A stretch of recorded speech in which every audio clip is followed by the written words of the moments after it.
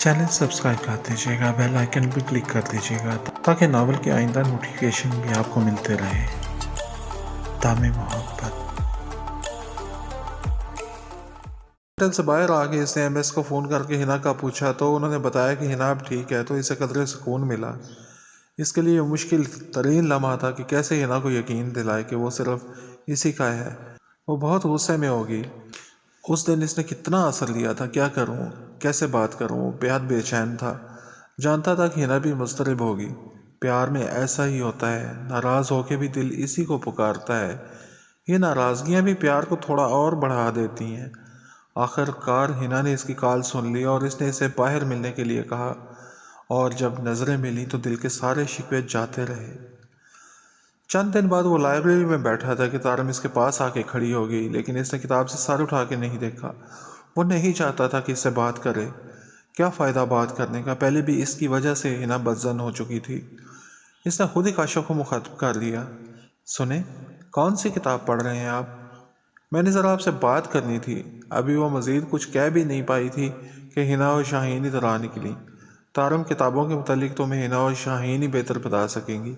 इसने बाल इनके कोट में डाल दी। तारम ने इस दिन के लिए माजरत की। थोड़ी सी बात करने के बाद वो दोनों चली गईं। इसे लगा कि हिना को बुरा लगा है, लेकिन तारम खुद ही आ गई थी। वो कौन से इसके पास गया था।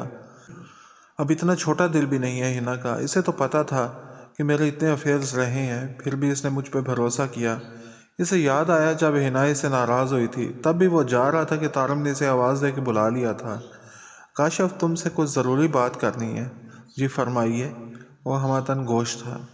मेरी ज़िंदगी और मौत का मसला है, प्लीज़ तुम्हें मेरी मदद ज़रूर करनी पड़ेगी। बताओ ना क्या बात है, पहले प्रॉमिस करो फिर बताऊंगी। उफ, बता भी दो, अगर मदद कर सका तो ज़रूर करूँगा। असल में बात यह है कि मेरी फ्रेंड को पैसों की ज़रूरत है। इसने मुझसे मांगे थे, लेकिन मेरा एटीएम कार्ड गुम हो चुका है। डुप्लीकेट के लिए अप्लाई किया हुआ है, चेक बुक ली ही नहीं थी। इसके लिए अकाउंट में पैसे होने के बावजूद निकलवा नहीं सकती। वो रवानी में बोलती गई। बस इतनी सी बात है। काशिफ को हंसी आ गई। हाँ, बस इतनी सी बात है, तो इसमें ज़िंदगी और मौत का मसला कहाँ से आ गया? आता तो है जब किसी से पैसे मांगो और वो ना दे तो हम कहते हैं कि इसे पैसे देते हुए मौत पड़ती है। तो मेरे बारे में भी मेरी फ्रेंड ने ऐसे ही सोचना है। अच्छा ठीक है, मैं दे दूंगा पैसे। मुझे पैसे देते मौत नहीं पड़ती। Thank you so much Kashif. इसने बेख्तियार काशिफ का हाथ थाम लिया। इसने शुक्रगुजारी के जज्बे के तहत बेख्तियार होकर हाथ थामे थे, लेकिन काशिफ के दिमाग में सबसे पहली बात यही आई कि हिना ने देख लिया तो कितना गलत सोचेगी, और दिल का डर सच साबित हुआ। कुछ लम्हों बाद ही हिना वहाँ आ गई। इसका अंदाज देखकर काशिफ समझ गया कि वो इसे बहुत ज़्यादा नाराज़ है। इसने हिना को रोकने की बहुत कोशिश की, लेकिन वो ना रुकी। अब की बार इसे मनाने के लिए काशिफ को बहुत मुश्किल हुई। वो इसकी कॉल्स ही अटेंड नहीं कर रही थी। वो इसकी कॉल्स ही अटेंड नहीं कर रही थी। दिल बेसुकून था। हिना जब नाराज़ हो जाती तो काशिफ के लिए वक्त गुजरना महाल हो जाता। वो इसी कोशिश में लग जाता कि किसी तरह इसे मना ले। बहुत कोशिश के बाद जब इस तक रसाई मुमकिन ना हुई तो रात गए वो इसके घर की तरफ चल दिया और फिर इसे मना ही लिया।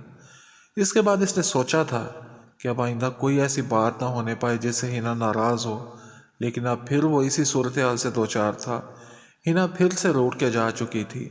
आज भी वो गलतफहमी का शिकार हो चुकी थी। जो इसने देखा वो सच था, लेकिन ऐसा कुछ नहीं था जैसा वो समझ बैठी थी।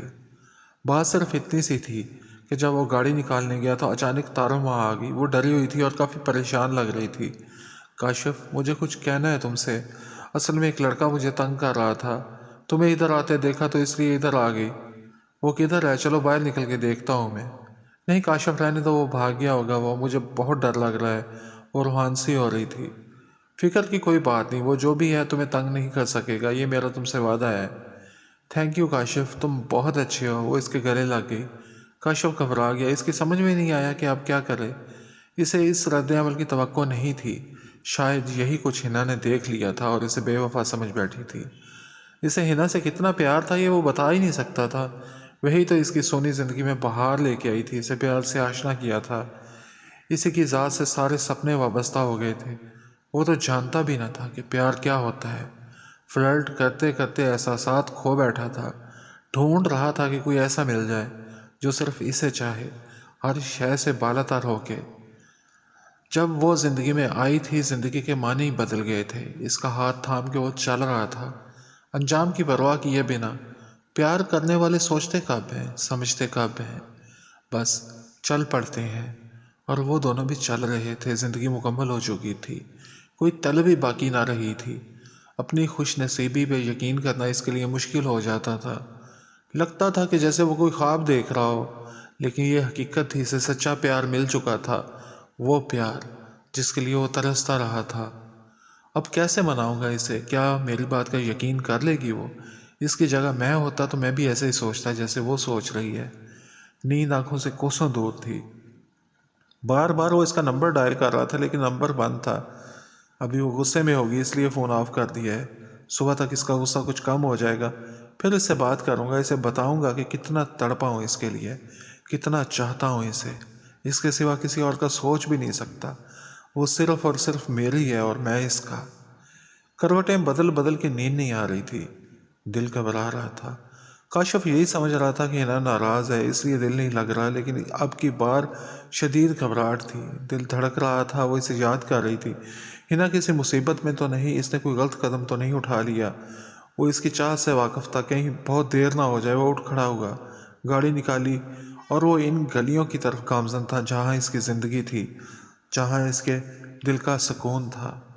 شہر کی سڑکیں خالی تھیں۔ پہلے بھی وہ ان سڑکوں پہ سفر کرتا رہا تھا، لیکن آج راستہ بہت لمبا لگ رہا تھا۔ اس کا پاؤں ایکسیلیٹر کو دباتا چلا گیا۔ وہ جلد از جلد اس تک پہنچ جانا چاہتا تھا۔ رات کے سناٹوں میں اسے صرف اپنے دل کی دھک دھک سنائی دے رہی تھی۔ پہلی بار وہ اس آبادی میں تب آیا تھا جب ایسی ہی ایک بے چین رات میں ہنا کو ڈھونڈنے نکلا تھا۔ کتنی بڑی بیوقوفی کر رہا تھا وہ اس وقت۔ ہو سکتا ہے آنے والے وقت میں آج کی رات بھی بیوقوفی سے بھری لگے۔ جب تک یہ دل ہے تب تک بیوقوفیاں جاری رہتی ہیں۔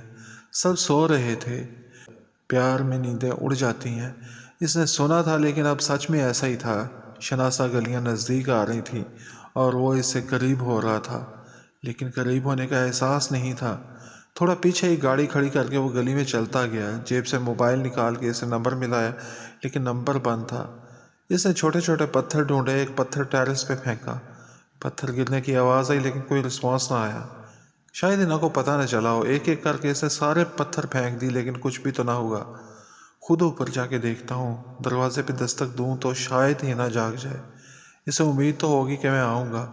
اسٹریٹ لائٹ کی ناکافی روشنی میں مشکل سے دکھائی دے رہا تھا۔ اس نے سوچا اور موبائل لائٹ جلا کے دیوار کا جائزہ لیا۔ کھڑکی کے شیڈ تک پہنچ کے دیوار کے ڈیزائن میں پاؤں پھنسا کے وہ اوپر پہنچ سکتا تھا۔ اس نے موبائل جیب میں رکھا اور کوشش کرنے لگا۔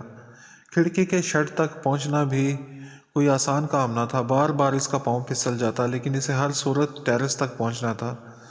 پھسل کر اس کی ٹانگ دیوار کے ساتھ رگڑ کھا گئی، پینٹ پھٹ گئی، خراش بھی آئی، پر اس نے ہمت نہ ہاری۔ آخر کار کھڑکی کے شیڈ تک وہ پہنچ ہی گیا۔ اس کے بعد دیوار کے ڈیزائن میں پاؤں پھنسا کے ٹیرس تک پہنچنا زیادہ مشکل نہ تھا۔ ٹیرس پہ دبے پاؤں وہ دروازے کی طرف بڑھا۔ کمرے کی لائٹ جل رہی تھی۔ ہنا جاگ رہی ہوگی اس نے سوچا، اور دروازے پہ ہلکی سی دستک دی۔ تھوڑا انتظار کیا لیکن پہلے کی طرح کوئی پیش رفت نہ ہوئی۔ اس نے دروازے کو تھوڑا سا دھکیلا، دروازہ کھلتا چلا گیا۔ روشنی میں جو منظر اس نے دیکھا وہ اس کے ہوش گم کر دینے کے لیے کافی تھا۔ دکھ ہو تو آنسو نکل آتے ہیں، دکھ زیادہ ہو تو آنسو رکتے ہی نہیں اور نکل نکل کے سوکھ جاتے ہیں۔ بے بسی کی کیفیت میں انسان روتا بھی ہے لیکن آنسو ختم ہو جاتے ہیں۔ مسٹر رندھاوا کا دل رو رہا تھا لیکن آنسو ختم ہو چکے تھے۔ انہوں نے اسٹیئرنگ سے سر اوپر اٹھایا، گاڑی سٹارٹ کی اور سڑکوں پہ بے مقصد گھومتے رہے۔